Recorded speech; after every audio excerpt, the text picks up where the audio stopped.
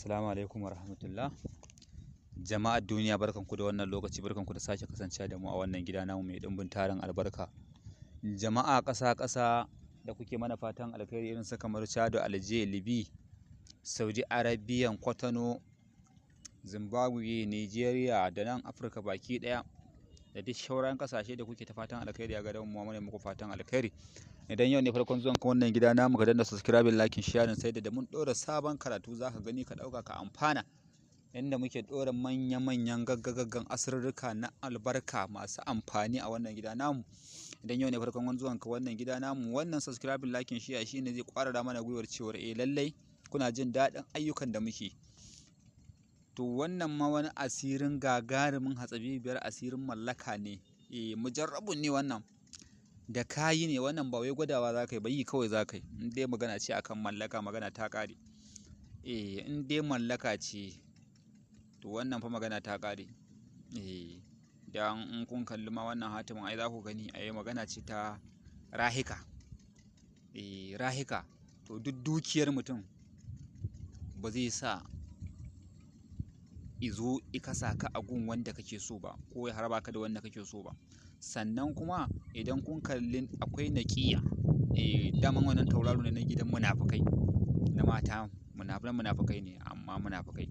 To wannan shine duk munaficcin mutum in kana kai wannan aikin ba zai isa ya raba ka da masoyanka ba. Sannan akwai tauraro na kausaji na yanayi na rayuwa, duk irin babinka kuma ba zai sa mutum ya ƙi ka ba, ko ta ƙi ka ko ya ƙi ki ba.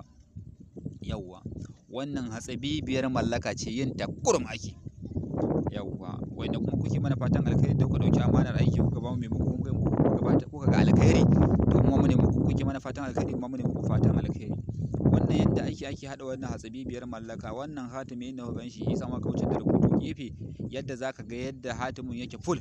Yawwa to ana neman takaddu ne, yawwa kala uku, akwai jar takarda, akwai farar takarda, akwai bakar takarda. Ana zana wannan katimi a jiki duka. To tsakiyar nan shine zaka rubuta sunan wanda ake so i mallakar a sama, sai a sa sunan wanda ake so a mallaka a ƙasan sunan. Sai a nannade kowace laya daban. To za a samu zakaru kamar haka, baƙaƙe, baƙi da ja da fari. Yawwa baƙi, ja, fari. To amma wannan shine ƙaramin level na aikin. Yawwa idan kuma za a yi babban level ɗinsa, ana neman jan ɗan akuya da baƙi da fari shi ma. Yawwa to idan aka tashi za a samu laya guda ɗaya, sai a sa ta a cikin bakin ɗan akuya in babban za, in kuma ƙaramin za a yi, mai baƙar takarda a ɗauka a sa shi a cikin bakin baƙi, sai a shafa mai bukuru, sai a sami turaren bukuru mai munatu na ruwansa ba na hayaƙin ba, to sai a shafa a goshin, sai a yanka, sai a cire hakan a ce ya Allah inda jinin nan ya fito, Allah ka cusa ƙaunar wane cikin zuciyar wance, ko zuciyar sau ƙaunar wane cikin zuciyar wance, ko ƙaunar wance cikin zuciyar wane.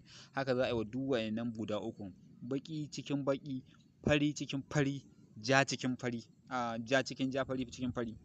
In aka gama wannan kayuwan to sai a haɗe su gu ɗaya, sai a samu yaji fari, baƙi, ja, sai a hirya su, sai a zuba kayuwan a ciki, sai a naɗe, sai a samu zare baƙi, fari, ja, sai a yi ta naɗewa, a yi ta naɗewa, a yi ta naɗewa, a yi ta naɗewa, sai ya zama kamar laya.